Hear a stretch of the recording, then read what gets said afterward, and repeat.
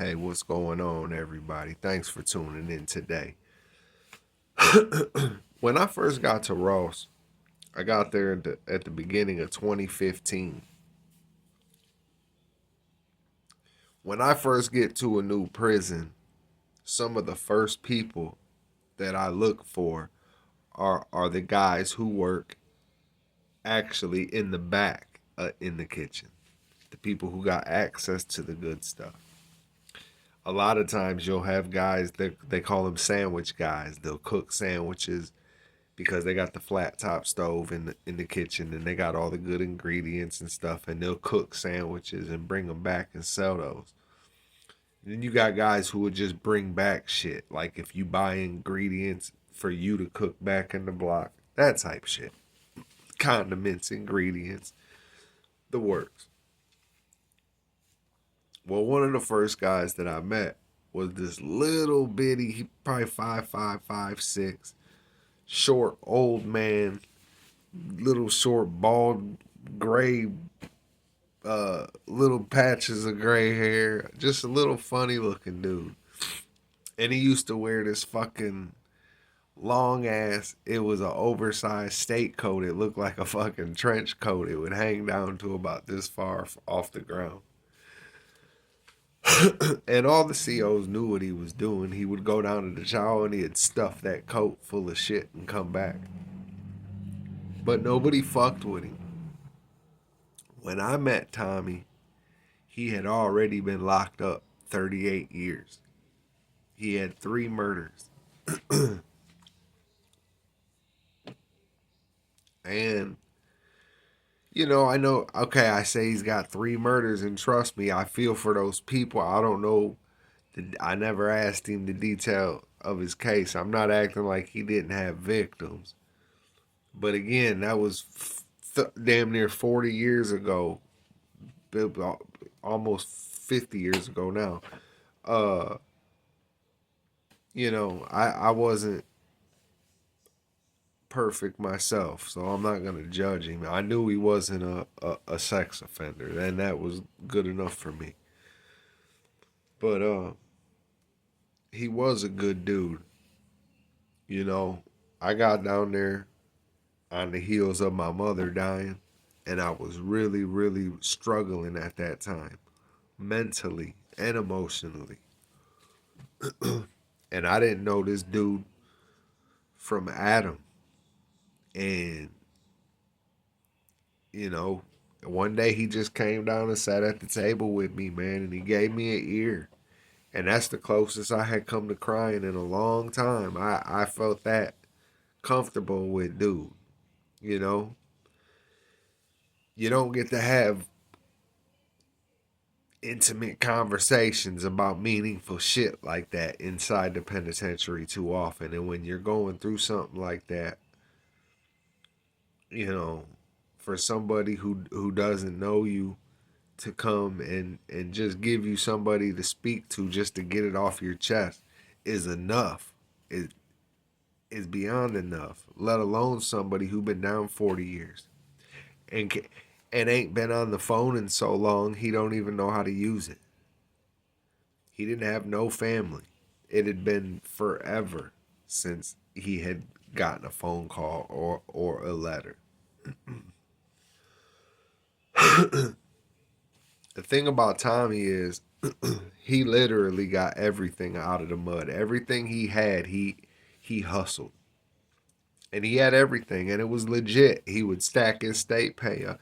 He didn't have to spend his money. He only got money once a month. And that's when the state gives you your money. And he worked in the kitchen, and he made 50 or 60 bucks a month, which in prison is one of the better jobs. And he would let it stack up. And he actually had, I would say he probably had at least $2,000 or $3,000 on his books from just letting his state pay accumulate because he hustled out of the kitchen. Anything he needed, he would get through hustling.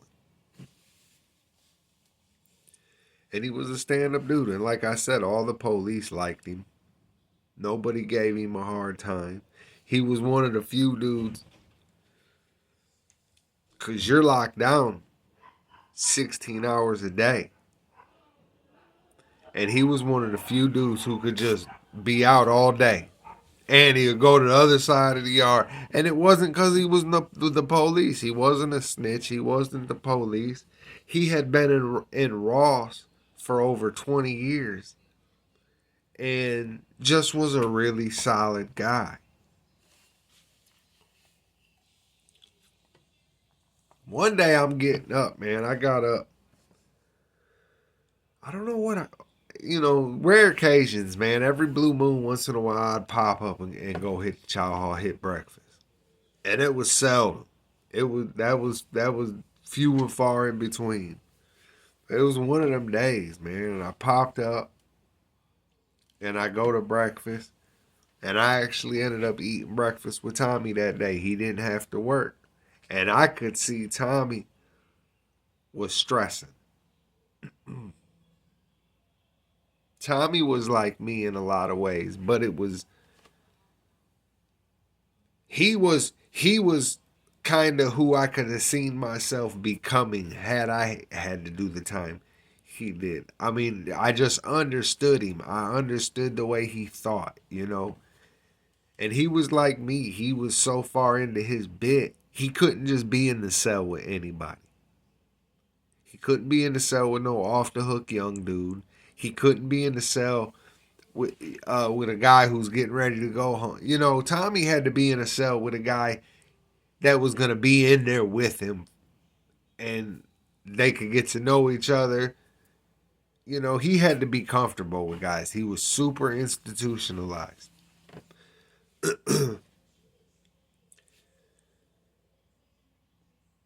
Maybe a week, I don't even think a whole week prior to this day I go to breakfast, Tommy had got a new celly. And the COs respected Tommy so much that they were actively looking for a cell to put this kid in. The kid, he was a young dude, maybe 23, 24, young white dude. He was a KF, which I've explained about. I've talked about the KFs, the convicted family. It's a predominant white gang. It's not a whole white gang. I mean, there's blacks and there's Hispanics, but it's like a hood white gang. And out of Columbus. But I've met a lot. I've met some good KFs. I met some solid, kick-ass stand-up KFs, but 99% of them are shitbags. And this kid that moved into Tommy's cell was a shitbag. He was a dope fiend. He was a thief. He was dirty. He didn't have no money. He was disrespectful, loud. Tommy couldn't, Tommy's an old dude for one. He's in his 60s. He's been locked up 40 years. He's a killer. He's been locked up since, dudes was getting their heads cut off for pettiest shit in the world. And this dude he was the type of dude beating on his bed, rapping in the cell and shit like that, or knocking on the window every 10 minutes, screaming out the cell at somebody. Just loud and just, he was one of them. And the whole 5 days leading up to this day I seen Tommy at breakfast, I had conversations with Tommy just about every day about it. And I knew he was stressing. I knew he was going through it. I didn't know where he was going to take it, but I knew he was going through it. So now that you're caught up, we're at breakfast.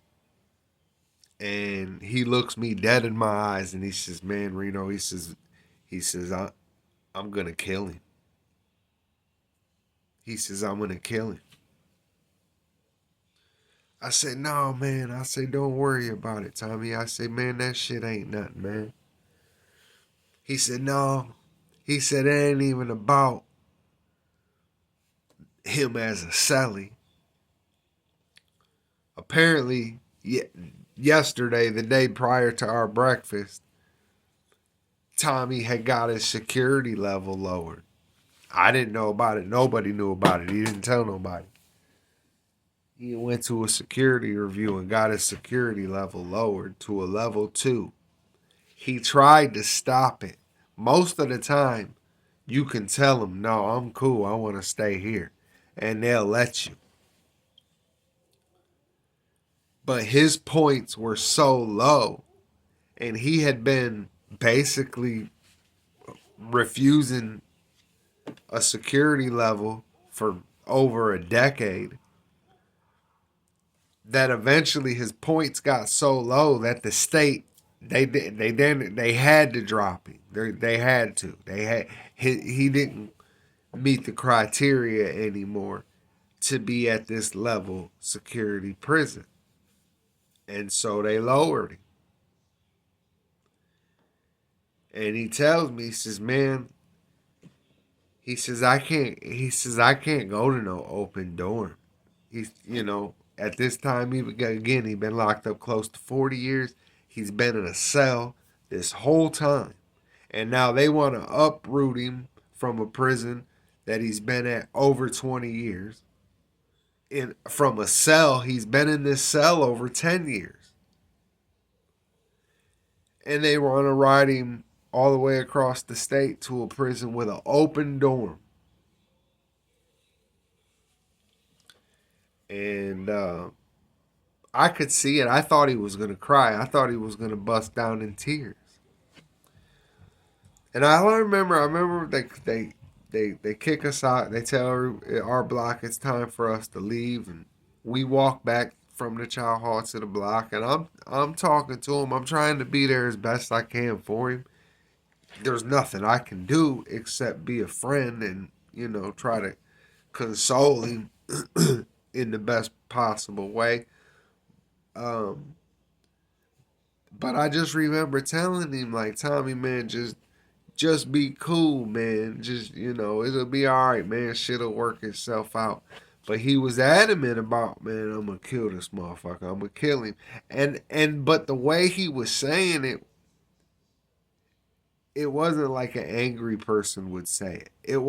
He wasn't saying it like somebody who was just so pissed off and dead set that you're actually in fear that they actually are going to do it out of stupidity, out of anger. It wasn't like that. The way he was saying it was almost like sarcastically, like jokingly, like mockingly. Because I remember him saying it, and I would like, man, Tommy, chill out, bro. It ain't that serious. Like, I would laugh it off. Because had I known how serious he was, I definitely would have tried to talk him off the ledge.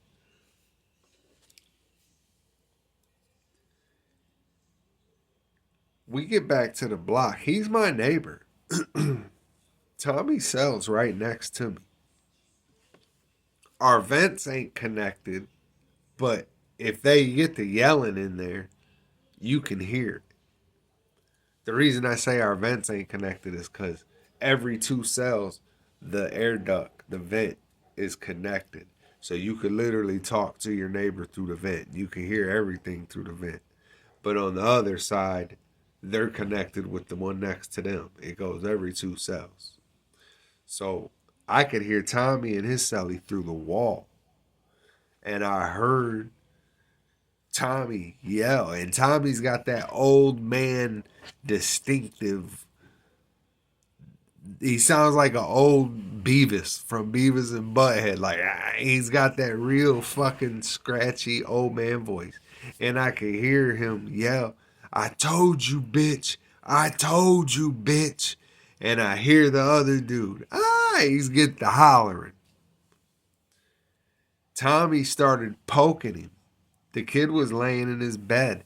The kid didn't go to breakfast. He was still asleep. And he slept on the top bunk, which is pretty much eye level for Tommy. Because, he's a short guy. And I guess when we got back in there, and I didn't know this neither, Tommy had already had his whole cell packed up. All his property, he had already pre-packed it up. Like, he was dead set. This is what his mission was going to be. And so he got to poking the kid while the kid was sleeping. He got to hitting him. I don't know how many times he stabbed dude. He didn't kill him. He fucked him up really bad though. They pulled the ambulance on the yard for the kid. Like they definitely took him up out of there on a gurney. He was fucked up. And I've never spoke to Tommy since. I remember I was sitting in my window. I was staring out my door window when they cuffed him up and walked him out. And, you know, we looked at each other. He seen me and I kind of gave him the nod and he kind of gave me the nod. And that was it. Um, I believe they might have sent him to Lucasville for the stabbing. I don't know. But he ended up at OSP, which is Supermax, where you're in the cell by yourself 23 hours a day. You got all your property in it. Ideal for Tommy. Ideal for somebody like me. If I ever had to go back to prison, I would love to go to OSP. That would be my choice. Put me in a cell by myself for 23 hours out of the day where I can have all my property, my TV, my music, my food, my tablet, you got your own tablet now, your phone. I'm good. I don't need to deal with the bullshit. And so I know Tommy was super happy to get there. And I just got word from another guy that I was in Ross with. His brother is currently in OSP as a cadre or a porter. And he gave him the news that old man Tommy had passed away sometime last week. And so, out of respect for Tommy, for all the times he was there for me in the penitentiary, I felt like the least I could do is kind of tell his story, at least the part of it that I know. And so, this one was for Tommy, y'all. If you like the video, please hit the like and subscribe button and share the video. And until next time, stay safe, y'all. It's the Hoodie Man. I'm out.